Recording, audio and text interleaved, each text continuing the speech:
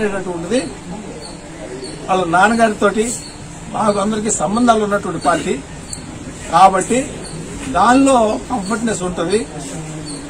దేనికోసం ప్రజల కోసం మనకి అవకాశం ఇస్తున్నాడు అనేటటువంటిది నాకు గ్రహించి నేను ఆవిడ్ని బలవంతం చేశాను. ఆ రోజున ఆగిపోతాను, ఇక ఎందుకు మనం మంత్రి కూడా చేశాము, ఇంతవరకు చాలు కదా, మనం మళ్ళీ ఇంకో పార్టీలోకి వెళ్ళి మనం ఏదో మళ్ళీ మారామని చెప్పు అదేదో అనుకుంటారు. అప్పుడు పార్టీ ఇంకా అధికారంలో రాలా బీజేపీ.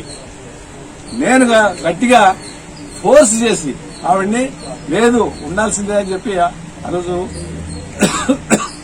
చేయడం జరిగింది. అలా ప్రస్థానం ఎక్కడికక్కడికి అది నెట్టుకుంటా వస్తుంది. ఇందాక మాట అన్నాడు, ఓట్లు వేయలేదు ఇక్కడ, కానీ నిజంగా కనుక మీరు ఆ రోజు కనిపించినట్లయితే నా పరిస్థితి ఏంటి వాళ్ళ చెప్పండి. రొక్క ఎత్తుకునేటట్టు ఉండేవాడినా, రొక్క ఎత్తుకునే తిరిగేవాడినా, తిరగను కదా. మరి ఎవరు చేశారు ఇది? మీరు కాదు, కొంత చేశాడు. నా మనిషి కోరి చేశాడు.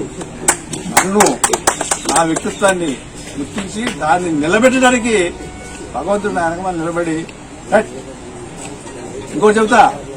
ఆ తర్వాత జగన్ పిలిపించి అబ్బాయి ఎమ్మెల్సీ చేసి మంత్రి చేస్తాను అని చెప్పాడు 2 నెలలకి ఓడిపోయిన తర్వాత. కానీ అది ఉండటం సాధ్యం కాలేదు. అది కూడా భగవంతుడు అది చెప్పాలని చాలాసేపు పడుతుంది. చెప్పను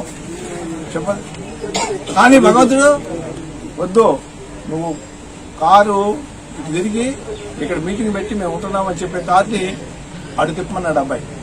ఎటు హైదరాబాద్ ఉండేది లేదు, ఎమ్మెల్సీ లేదు, మంత్రి లేదు, వద్దునా మనం ఇటు కండిషన్స్ లో మనం ఉండేటటువంటి పద్ధతి. Please subscribe .news